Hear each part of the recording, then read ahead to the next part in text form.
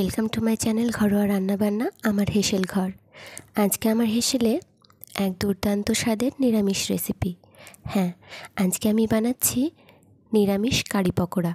খেতে কিন্তু দুর্দান্ত হয়। আর এই কারি পকোড়া তৈরির জন্য যেটা সর্বপ্রথম প্রয়োজন হবে সেটা হচ্ছে টক দই। হ্যাঁ, এখানে আমি একটা কাচের বোলে 250 গ্রাম টক দই নিয়ে নিয়েছি। তার মধ্যে 2 চামচ চানা বেসন আর সামান্য একটু লঙ্কা গুঁড়ো, হলুদ গুঁড়ো দিয়ে খুব ভালো করে ফেটিয়ে নেব। তারপরে দিয়ে দিয়েছি বেশ খানিকটা জল। হ্যাঁ, অনেকটা পরিমাণে জল দিতে হবে। এবারে আমি পকোড়াগুলো ভাজার জন্য বেসনটা তৈরি করে নেব। এখানে আমি চানা বেসন নিয়ে নিয়েছি, দিয়ে দিয়েছি লঙ্কা গুঁড়ো, সামান্য হলুদ গুঁড়ো, সামান্য হিং। তোমরা চাইলে এখানে কাঁচা লঙ্কা কুচি করে দিতে পারো, সেটা খুবই ভালো হয়, খুবই ভালো লাগে খেতে। কিন্তু আমি এখানে দিইনি, যেহেতু আমার ছোট মেয়ে খাবে, তার মুখে কাঁচা লঙ্কা পড়লে সে খেতে পারবে না, তাই আমি খুব সামান্য পরিমাণে একটু লঙ্কা গুঁড়ো ব্যবহার করেছি। আর দিয়ে দিয়েছি কালো জিরা। এখানে তোমরা কালো জিরার বদলে আজওয়ানও ব্যবহার করতে পারো। যদি তোমরা এই প্রিপারেশনটা দুপুরের খাবারের জন্য করো, তাহলে আমি অবশ্যই বলবো একটু আজওয়ান ব্যবহার করবে, তাহলে ডাইজেস্টের জন্য অনেক সুবিধা হয়। এবারে আমি ঢাকা দিয়ে কিছুক্ষণ রেখে দেব। এবারে কড়াইয়ে সর্ষের তেল গরম করে নেব। এখানে খেয়াল রাখতে হবে তেল কিন্তু একদম কম দিতে হবে।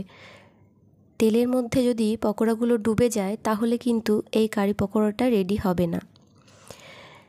এবারে আমি চামচটা একটু তেলের মধ্যে ভিজিয়ে নিয়েছি, আর একটু গরম তেল আমি ব্যাটারের মধ্যে মিশিয়ে আবারও খুব ভালো করে ফেটিয়ে নিয়েছি। আর দেওয়ার আগে আমি একটুখানি খাবার সোডা ব্যবহার করেছি। খুবই সামান্য পরিমাণে একটু খাবার সোডা ব্যবহার করতে হবে। তারপরে চামচ দিয়ে এইভাবে দিয়ে দিতে হবে। আর খেয়াল রাখতে হবে ব্যাটারের ঘনত্ব যেন খুব বেশি না হয়, এরকমই থাকতে হবে। তেলটা এমনভাবে দিতে হবে যেন ব্যাটারটা দেওয়ার পরে পকোড়াটা একদম তেলের মধ্যে ডুবে না যায়, তাহলে ওপরে অনেক বেশি ছিদ্র তৈরি হবে। আর এই ছিদ্রর কারণে দইয়ের মধ্যে পকোড়াটা দেওয়ার পরে একদম দইটা ভেতর পর্যন্ত প্রবেশ করবে, আর পকোড়াগুলো ফুলে ফুলে দ্বিগুণ হয়ে যাবে, খেতে অনেক বেশি সুস্বাদু হবে। এবারে আমি কিছুটা ব্যাটার হাত দিয়েও দিয়ে দেখাচ্ছি। এভাবে করে হাত দিয়ে দিতে হবে যেন হাফ তেলের মধ্যে ডুবে থাকে আর হাফ ওপরে ভেসে থাকে। আর এভাবে করে ওপরে অসংখ্য ছিদ্র দেখা যাবে। আর এই পকোড়াগুলোই কারির জন্য একদম পারফেক্ট। এবারে আমি এই পকোড়াগুলো ভেজে নিয়েছি, নিয়ে তুলে নিয়েছি। এবারে যে তেলটা বেঁচে রয়েছে ওই তেলের মধ্যেই আমি ফোড়ন দিয়ে দেব। এখানে আমি সামান্য জিরা, একটা শুকনো লঙ্কা একটু ভেজে নিয়ে এবারে দিয়ে দেব সামান্য একটু মেথি দানা, আর দিয়ে দেব সামান্য সর্ষে দানা। ফোড়নটা যে যার ইচ্ছে মতোই দিতে পারে, কিন্তু জিরা, মেথি দানা আর সর্ষে দানা দিলে খুব ভালো হয়। এবারে দিয়ে দিয়েছি সামান্য হিং। যেহেতু এখানে আমি কোনো রকম পেঁয়াজ রসুন ব্যবহার করব না, তাই আমি অবশ্যই হিংটা এই সময় দিয়ে দেব। আর কিছুটা কারি পাতা আর একটা কাঁচা লঙ্কা দিয়ে খুব ভালো করে ভেজে নিয়েছি। তোমরা চাইলে সর্ষে দানাটা ব্যবহার না করতে পারো, কিন্তু মেথিটা অবশ্যই ব্যবহার করবে। এবারে তৈরি করে রাখা কারি বা দই আর বেসনের ঘোলটা এর মধ্যে দিয়ে দেব।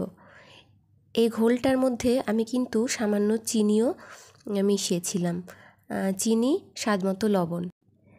একটা জিনিস কিন্তু মাথায় রাখতে হবে, সেটা হচ্ছে এই দইয়ের ঘোলটা দেওয়ার সময় অবশ্যই কিন্তু আঁচ একদম কমিয়ে রাখতে হবে। একদম কমিয়ে ঘোলটা দিয়ে অনবরত নাড়তে হবে, আর দেওয়ার পরে আঁচ বাড়িয়ে দিতে হবে। এভাবে নাড়তে থাকতে হবে যতক্ষণ না প্রথম বলক আসে। প্রথম বলক আসা পর্যন্ত এভাবেই নাড়তে থাকতে হবে, না হলে কিন্তু দইটা ফেটে যাওয়ার ভয় থাকে। দই ফেটে গেলে টেস্টে খুব বেশি ডিফারেন্স হয় না, কিন্তু দেখতে কিন্তু ভালো হয় না কারিটা। তাই অবশ্যই চেষ্টা করবে একটু কষ্ট করে এই সময় এভাবেই চামচ দিয়ে নাড়তে থাকবে অনবরত, যতক্ষণ না খুব ভালো করে ফুটে ওঠে। একবার ফুটে উঠলে আর কিচ্ছু করতে হবে না, তখন আঁচ কমিয়ে ঢাকা দিয়ে রেখে দিতে হবে বেশ খানিকক্ষণ। কারিটা কিন্তু যত বেশি জাল হয় তত বেশি এর টেস্ট হয়। আর তোমাদের হাতে যদি সময় না থাকে সেক্ষেত্রে কোনো অসুবিধে নেই, তারপরে 10 থেকে 15 মিনিট একটুখানি জাল করে নিলেই একদম রেডি হয়ে যাবে কারিটা। আমি এখানে ভিডিওটা কাট করিনি, এই জন্যই আমি এটা দেখাতে চাইছিলাম তোমাদের যে ঠিক কতটা সময় এটা নাড়তে হয়। যেহেতু কারিটা দেওয়ার সময় ফ্লেমটা একদম লো ছিল, তাই আবার একটু ফ্লেমটা বাড়িয়ে দেওয়ার পরেও একটু সময় লাগছে এটা ফুটে উঠতে। খুব ভালো করে ফুটে উঠলে আমি এবারে পকোড়াগুলো দিয়ে দেব। তবে অবশ্যই এটা মাথায় রাখতে হবে, পকোড়াগুলো দেওয়ার আগে কারিটা কিন্তু অলমোস্ট ডান করে নিতে হবে। যতটা টাইম তোমরা ফোটাতে চাও হালকা আঁচে ফুটিয়ে নিয়ে তবে পকোড়াগুলো দিতে হবে, না হলে পকোড়াগুলো বেশি নরম হয়ে যাবে। ব্যাস, এবারে ওপর থেকে একটা তড়কা তোমরা দিতে পারো ঘি দিয়ে, সেটা দিলে আরও বেশি টেস্ট হয়।